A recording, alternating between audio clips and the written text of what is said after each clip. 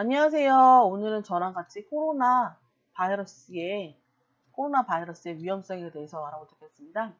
코로나 바이러스는 그러니까 지금 저희가 알고 있는 코비드19와 달리 정말 엄청나게 많은 종류의 코로나 바이러스가 존재해요. 근데 그 코로나 바이러스의 공통적 특징은 이렇게 생겼어요. 왜냐면 이게 바이러스가 있고요.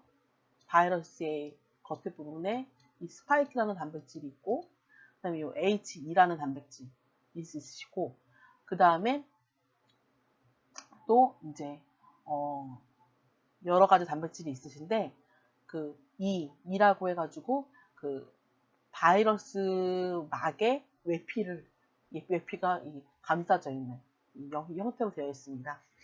구조에 대해서는 그 다음 장에서 자세히 할 거고요. 우선 제가 여러분에게 질문을 던져볼게요. 이게 지금 코로나 바이러스예요.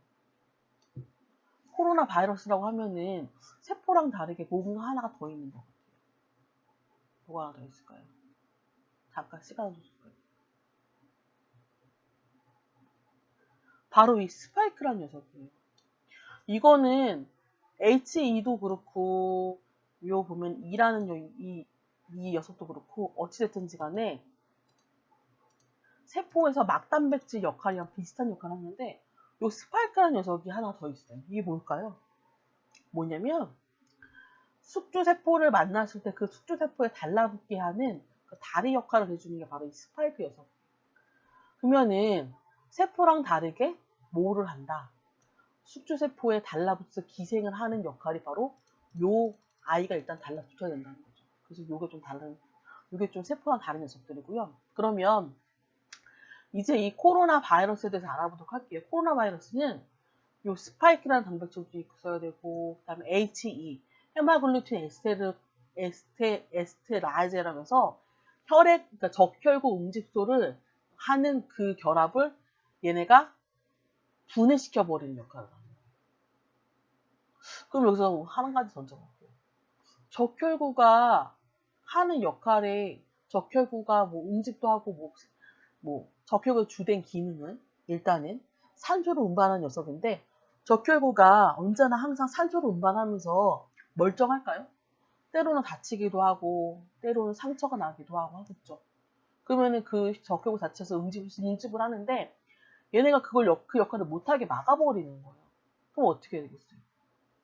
적혈구는 적혈구대로 산소 운반도 못하게고, 또 적혈구가 응집이 안 되니까 세포가 터져버리겠죠.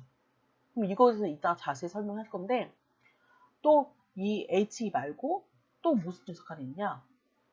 여기 보시면 이 E라는 역할. E라는 아이는 작은 멤브레인의, 그러니까 작은 막, 그러니까 멤브레인의 작은 막에 이 외피 역할을 하는 역할. 그래서 바이러스는 스파이크 단백질도 있어야 되고, 그 다음에 H2라고 하는 나중에 적혈구랑 만났을 때 적혈구를 망가뜨리는 역할을 하는 이 H.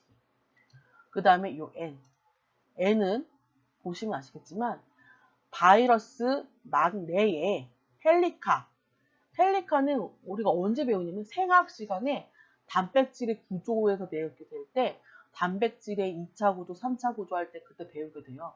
그래서 바이러스의 막 내에 있는 헬리카 모양의 N 프로테인이 붙고, 또 H2라는 역할을 하는 H2도 있고 S도 있고 그 스파이크, 그 다음에 멤브레인의 외피의 작은 막일, 이것도 모두 다 또 있고, 그 다음에 멤브레인 세포 막까지 다 있는 요 전체의 요 녀석이 바로 뭐다? 코로나 바이러스다. 근데 지금은 이렇게 자세히 배우잖아요. 2002년도 전에 저는 이 바이러스를 배웠거든요. 그러니까 사스, 조류독감, 신종플루, 메르스 나오기 전에 코로나에 대해서 별로 중요시 여기지 않았을 시절에 저는 이 코로나 바이러스는 이 H2라는 단백질과 N이라는 단백질 형태에 의해서 수천만 개의 코로나가 생성이 될 수 있다. 근데 그 중에서 사람이 걸리는 코로나 바이러스는 따로 있고, 동물이 걸리는 바이러스는 또 따로 있다. 이렇게 배웠어요. 근데 사스가 태어나자마자 난리 난 거예요. 뭐지?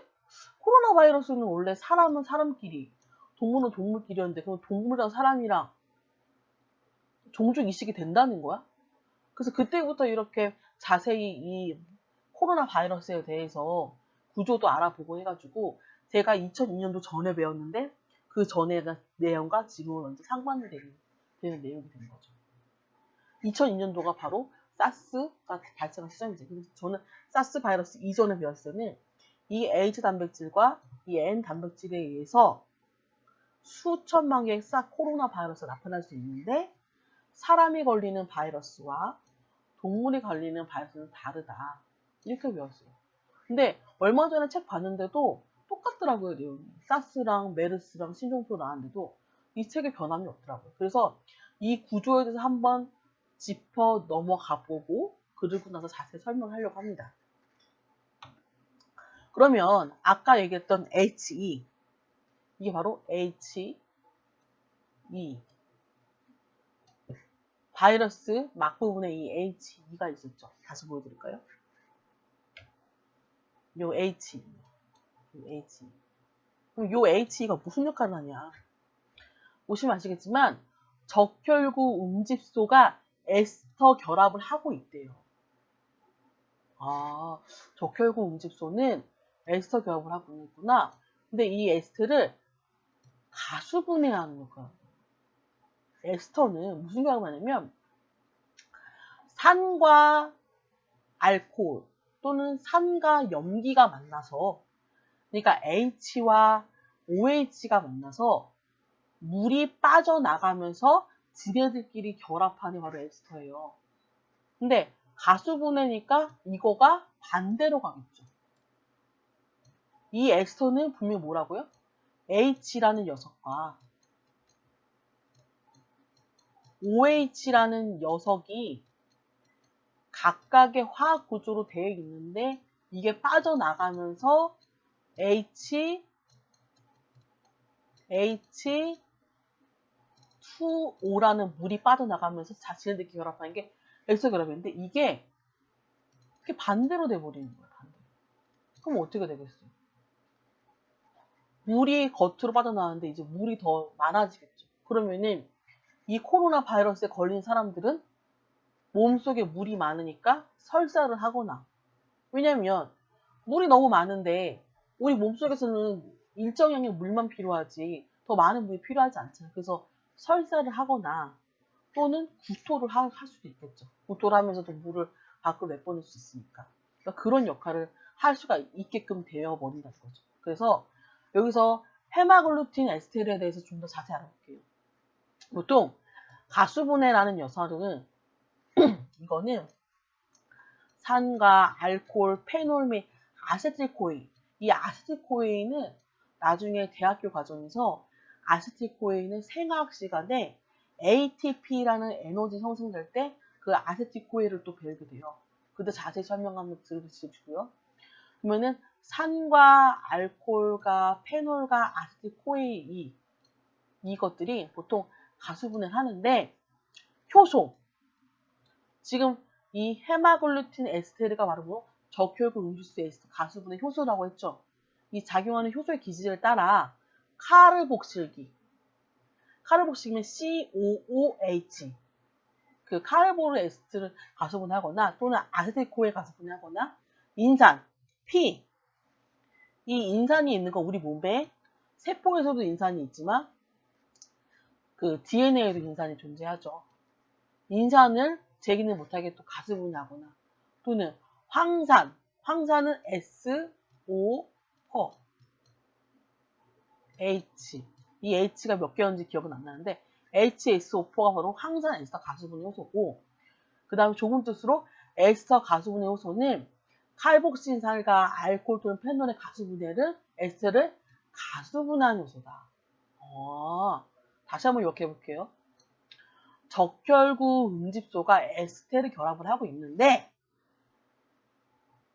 H2라는 녀석이 바이러스에 붙어있는 이 녀석이 이 적혈구 음집소의 에스테르 결합을 끊어버렸다.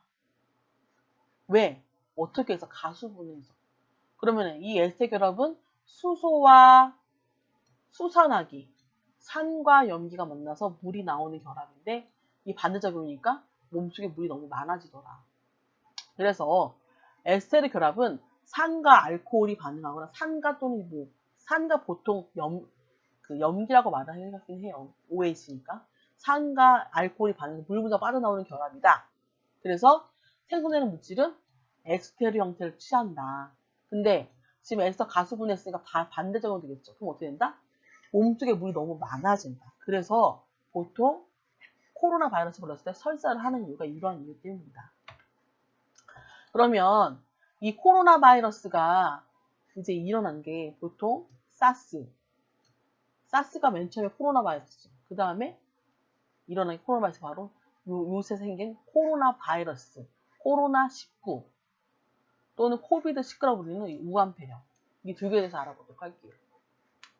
일단은 메르스는 보시면 아시겠지만 메르스도 코로나 바이러스. 지금 요새 다 문제되고 있는 게 사스, 뭐 조류독감, 신종플루, 뭐 코로나, 뭐 모두 다 코로나 바이러스예요. 코로나 바이러스. 그러니까 이 코로나 바이러스가 지금 문제가 되는 게 제가 2006년도 전까지 책을 봤을 때는 이 코로나 바이러스에 대해서 중점적으로 가르쳐주는 책은 아무것도 없었어요. 왜? 사람이 걸리는 거랑 동물이 걸리는 건 다르기 때문에 이거를 굳이 중점적으로 연구할 필요가 없었던 거예요. 근데 사람이 걸리든 동물이 걸리든 무조건 이게 종족 간에 서로 이게 터미널 형체로 사람이 걸렸던 게 동물이 걸릴 수도 있고 동물이 걸렸던 게 사람이 걸릴 수도 있다는 걸 안 이후부터 이제 난리가 난 거죠. 왜? 그동안 만들어 놓은 약이 없는 거예요. 코로나 바이러스에 대해서 중점적으로 다뤄놓은 게 아무것도 없는 거예요. 그래서 문제가 됐던 거예요. 그래서 일단은 사스부터 볼게요.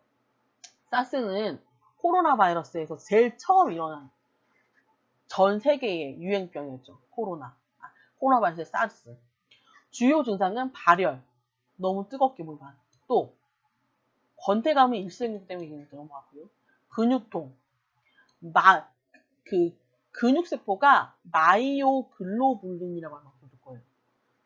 제가 예전에 했을 때는 근육이 마이오글로불린인데 이 마이오글로불린도 산소가 있어야지만 얘네들이 재기능을 하는 역할로 알고 있어요. 그 다음에 몸에 통증이 오겠죠. 그래서 두통이라고 말하는데 두통뿐만 아니라 근육통도 똑같은 통증이에요. 또한 몸이 으스스 춥다. 왜 몸이 으스스 추울까요? 아까 얘기했지만 적혈구를 얘네들이 좀 붙어가지고 응집소를 막아버려요. 또는 이따가 좀 더 자세히 배울 수도 있겠지만 얘네들이 ACE라는 단백질을 통해서 들어와요. 근데 그 ACE는 대표적으로 철분대사거든요. 근데 그 철분대사의 대표적인 건 적혈구잖아요. 그 적혈구가 제 기능을 못하게끔 얘네들이 막아버리는 거죠. 그렇기 때문에 적혈구가 제대로, 그러니까 적혈구의 주된 기능은 산소 운반을 해야 되는 산소만 제대로 안 돼요. 그러면은 어떤 데는 너무 춥기도 하고 또 어떤 데는 너무 덥기도 하고 그러니까 적혈구가 미쳐버리는 거예요. 그래서 근데 이런 코로나 바이러스 첫 번째 사스를 봤더니 잠복기가 2일 내지 10일이었다. 그리고 아직까지 백신과 치료 방법이 없다. 이건 다들 알고 있어. 사스가 여기 보시면 아시겠지만 원래는 동물한테만 일어나는 거라고 알고 있고 또 사람에게는 감염이 안 일어난다고 했는데 사람에게도 일어난다고 이제 알게 된 거예요. 그러고 나서 이때 아마 뒤에서 보면 아시겠지만 동물 중에 사양 고양이라고 있어요.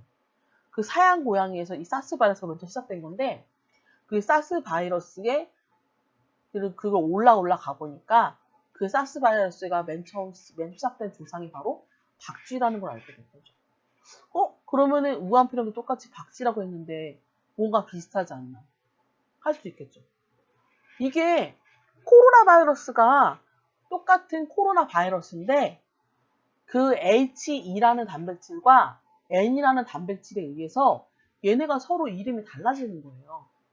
지금 열심히 RNA 게놈에 대해서 밝혀내려고 하는데 RNA가 변종이 일어나더라. 당연하죠.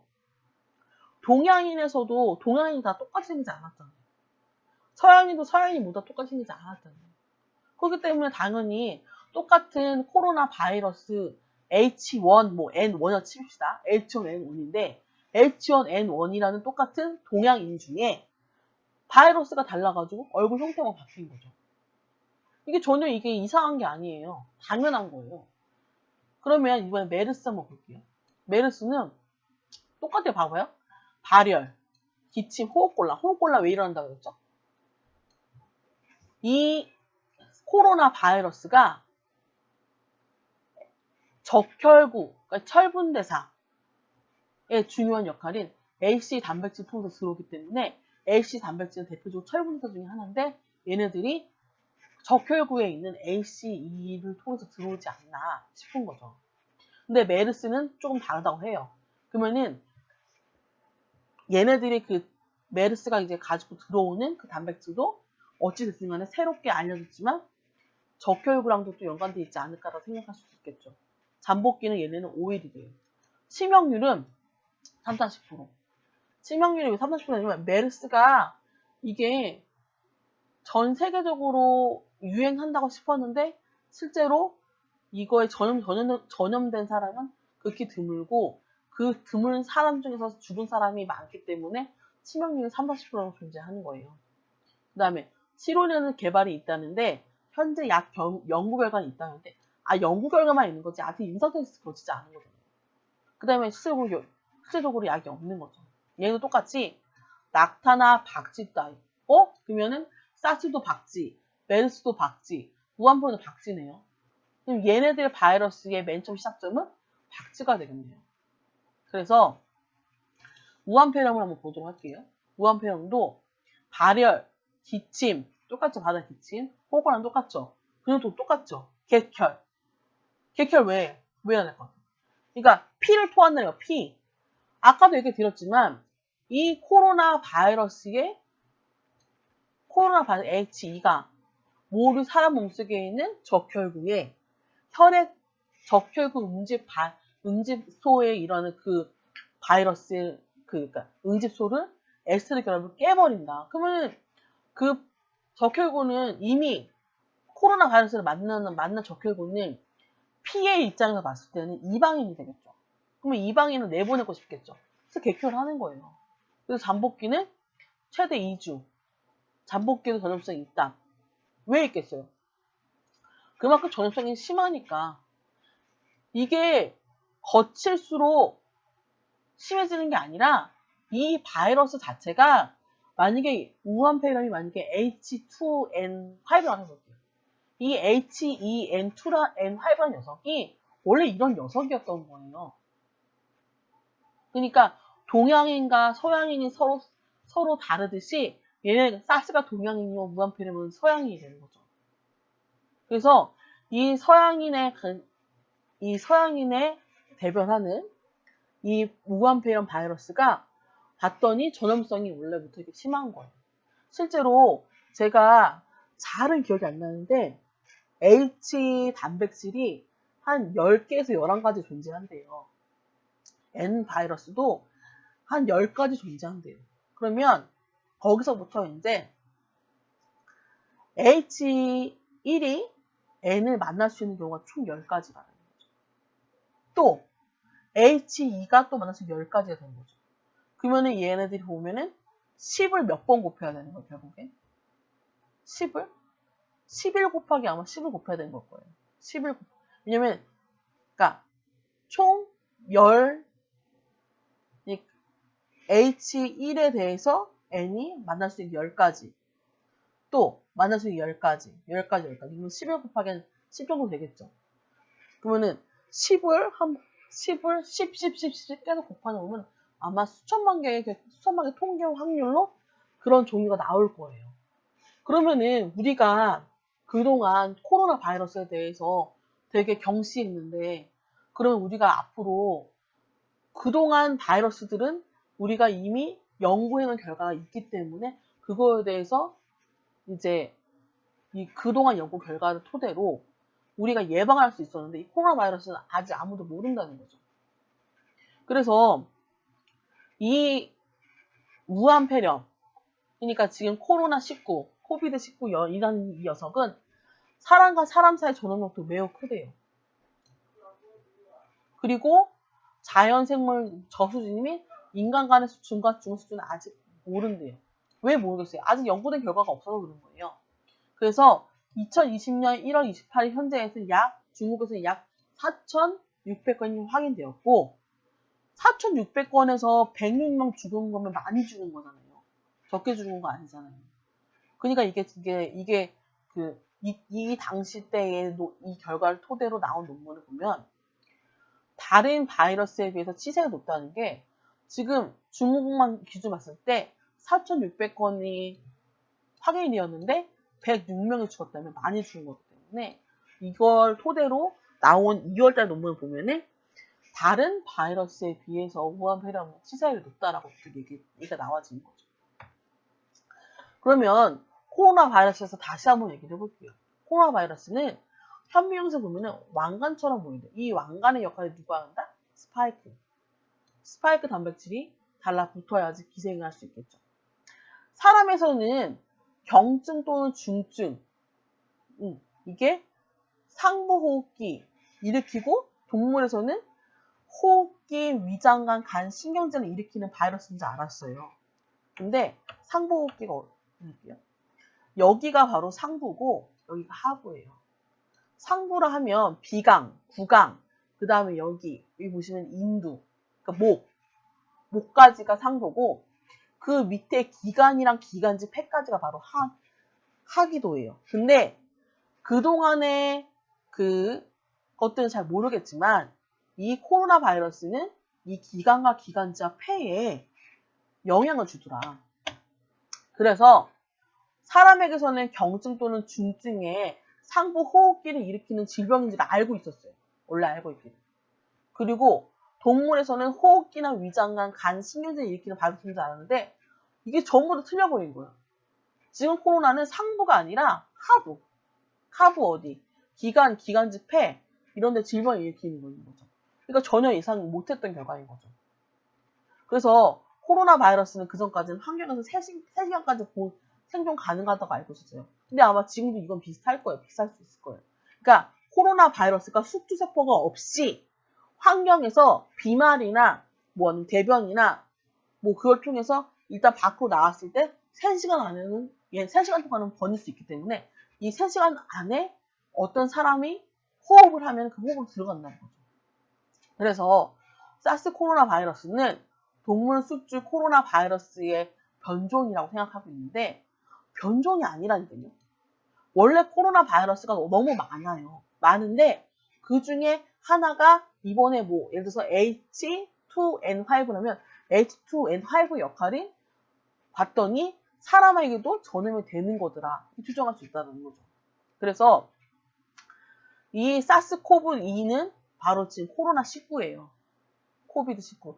얘네들은 감염에 의한 호흡기 증후군을 말할 수 있는데 이 사스 코로나 바이러스는 봤더니 대변에서도 다량의 바이러스가 검출된다고 알고 있는데 그 봤더니 또 설사가 흔한 증상이에요.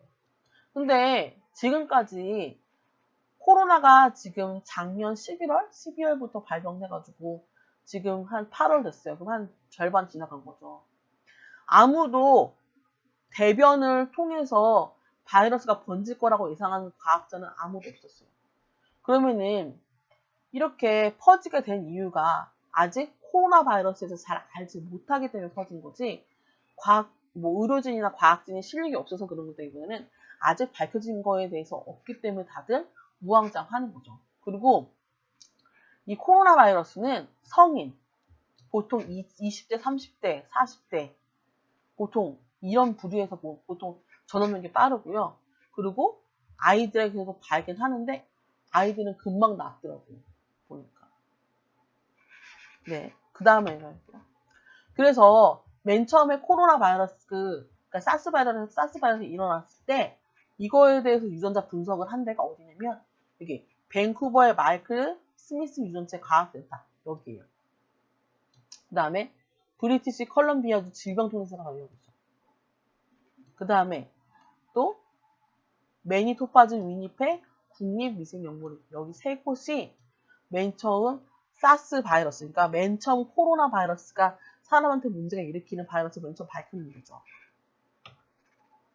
그래서 코로나 바이러스가 맨 처음 일어난 거는 사스인데 얘네들은 흰코 사양 고양이였는데 이거를 가지고 추적 해보니까 중국의 박쥐가 이 바이러스의 맨 처음에 조상뻘이더라 이렇게 알게 된 거죠.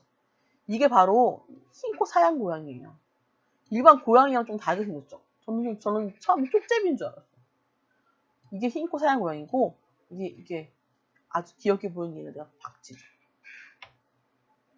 그래서 신종 코로나, 그러니까 코로나19를 다시 한번 설명을 하고 넘어갈게요. 우리가 보통 단순 감기라 하면, 단순 감기 독감이 하면 여기 코, 입 여기에만 영향을 미쳐요. 그래서 보통 일주일이면 다 나아요.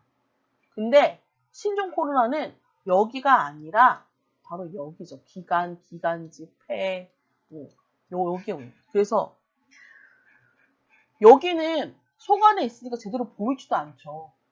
근데 여기가 아프면 발열은 기본이고, 그 다음에 근육통도 일어나고, 그 다음에 가래, 그 다음에 객혈, 그러니까 피토하고, 왜 피토하는지 아까 얘기 들었죠? HE 단백질 때문에 그런다는 거죠. 그 다음에 설사, HE 단백질에서 가수분해 효소 때문에 물이 반대작용이니까 물이 뭉쳐서 더 많아지니까 설사를 하는 거죠. 그리고 여기는 없지만 이 신종 코로나는 흉통도 없어요. 흉통. 왜 흉통이 있을까요? 흉통이 뭐예요? 여기까지 여기 밑에 배 말고 그 위까지 바로 흉부예요. 흉부. 여기가 흉부예요. 흉부. 여기가 흉부. 그러면은 왜 흉부에 통증이 느껴질까요? 당연히 그렇죠. 하계도 부분이 얘네들은 여기가 아픈 부위니까. 그래서 흉통이 존재한다는 거죠. 그래서 코로나 바이러스 맨 처음 걸리면 처음에는 감기 증상이랑 비슷해요. 근데 감기 증상인데 열이 나더라 하면 독감인가 했더니 봤더니 근육통도 있고 두통도 있고 으스으스 춥고 이렇게 하면은 보통 코로나 바이러스인데 얘네가 첫째 주에는 잘 모른다는 거죠. 그러니까 둘째 주 되면은 얘네들이 기침도 하고 이제 호흡곤란이 와요. 설사는 처음부터 일어날 수 있지만 둘째 주가 가장 흔하겠죠. 왜냐? 둘째 주에 일어났을 때 바이러스가 전파력이 세거든요. 그래서 많은 환자에서 보통 둘째 주에서 전염이 일어나기 시작한다는 거죠. 근데 코로나 바이러스는 노인에게는 발열이 없을 수도 있어요. 그래서 열도 안 나는데 갑자기 폐가 이상 있다. 그러면은 코로나 바이러스를 의심해보고 가까운 이제 그 진료소에 가서 이제 검사를 받아보셔야 되겠죠. 그리고 아이들의 경우에는 비교적 적게 발생하지만 아이들은 성인에 비해서 빨리 나아요. 근데 문제는 노인과 임산부예요. 노인은 발열이 없는데 갑자기 폐렴 생겼다가 폐렴으로 죽을 수도 있잖아요. 근데 임산부는 또 임산부 문제예요. 왜냐면 초기 때 코로나 바이러스 걸리면 아기가 죽어버려요. 또는 임신 후기 때는 애 낳다가 엄마가 죽을 수도 있어요. 그래서 코로나 바이러스는 보통 성인 중에서도 남자가 많이 발병이 되고요. 그 중에서도 이미 질병이 있는 사람이 보통 많이 발병되고, 이거는 아직 코로나 바이러스가 종식된 게 아니기 때문에 아직도 연구 결과가 계속 나오고 있는데, 최근 논문, 2020년 2월까지 최근 논문이거든요. 이 이후로 코로나 바이러스 치사율에 관련된 논문이 없어요. 그래서 이거 따왔는데요. 코로나 바이러스는 코비드19라고 부르는데, 이거는 사스랑 메르스에 보다 더 많은 사람을 현재 죽이고 있다. 그럼에도 불구하고 이 치사율은 매우 낮은 케이스다. 다시 한번 얘기해 줄게요. 코로나 바이러스는 치사율이 매우 낮지만 사스랑 메르스보다 더 많은 사람을 죽이고 있대요. 이 소를 다시 한번 정리를 해줄게요. 그러니까 코로나 바이러스가 걸린 사람들의 숫자에 비해서 죽는 사람은 적지만 워낙에 전염력이 사스랑 메르스보다 크기 때문에 죽은 사람의 숫자로만 봤을 때는 코비드19가 더 많이 죽더라. 왜? 전염력이 그만큼 강하기 때문에 많은 숫자가 전염력에 걸려서 그거에 비해서 죽은 사람은 적지만 사망한 사람의 숫자로만 봤을 때는 메르스랑 사스는 이 정도 전염력이 아니었기 때문에 그 걸린 사람에 비해서 죽은 사람의 숫자 봤을 때 얘네들이 더 많은 것처럼 보이지만 실제로 죽는 사람은 코비드로 죽는 사람이 더 많더라. 이걸 얘기하고 있는 거죠. 그래서 보통 지금은 혈액학적, 생학적 지표가 아직 자세한 건 없어요. 하지만 얘네들이 림프구 감소증, 림프구가 무슨 역할일까요? 면역학, 우리 몸속의 면역력에 관련된 거는 지금 얘네들이 제 기능을 못하게끔 막아버린다는 거죠. 그래서 얘네가 지금 면역 기능을 제대로 못하게 지금 림프구를 감소하게끔 시키기도 하고, 그 다음에 혈소판 왜 나왔을까요? 아까 적혈구 응집 못하게끔 막는다 그랬죠. 네. 혈소판이 뭐예요? 상처가 난 부위가 피가 더 이상 나지 않도록 해줘야 되는데 이 혈소판이 제 기능을 못하겠죠. 당연하겠죠. 이건 당연한 걸까요? 왜? 적혈구도 응집 못하는데 그러면은 혈소판은 우리 몸속에 피가 응집하는 역할을 도와주는 건데 얘네들은 가만 냅둘까요? 얘네들 똑같겠죠. 그 다음에 간수치는 우리가 보통 약을 너무 많이 먹거나 아니면 몸속에 이상이 생기면 간수치가 증가를 해요. 간수치 보통 이제 종합 검진 받을 때 보면 ALT, AST가 나와요. 이게 아마 일정량 수가 아마 90 이상이었던 건지 정확하게 기억은 안 나는데 ALT랑 ST로 보통 지표를 많이 보거든요. 봤더니 코로나 바이러스 걸린 사람 봤더니 이 간 수치도 증가하더라. 그럼 간도 망가지더라. 간도. 그 다음에 보통 직접적인 접촉에 의한 전파가 일반적이겠죠. 왜? 비말, 그 다음에 대변 이런 건 직접적 접촉의 전파인데 환자의 분비물에 만약에 오염된 물건이 있으면 그 물건에 대해서 얘네들이 전파될 수 있으니까 대변 여러분들 공중 화장실 갔을 때 화장지 변기에다 안 버리는 경우가 많잖아요. 그러면 코로나 바이러스에 걸린 사람의 대변이 묻어있는 그 휴지는 옮길 수 있다는 거죠. 그래서 환자의 기침, 재채기, 대화 중에 튀는 비말 이게 눈, 코, 입을 통해서 전염될 수도 있고 대변에 의해서도 퍼질 수 있다는 거죠. 그래서 아까도 이야기 드렸지만 지금 코로나를 잘 몰라요. 그래서 치료 방법은 모르지만 산소 공급을 왜 줘야 될까요? 적혈구가 그나마 조금이라도 남아있는 거라도 얘네들이 산소 공급을 해줘야지 모든 세포가 살 수가 있을 거 아니에요. 그래서 산소 공급을 해줘야 한다. 아니면 필요시에는 기계호흡을 할 수도 있다.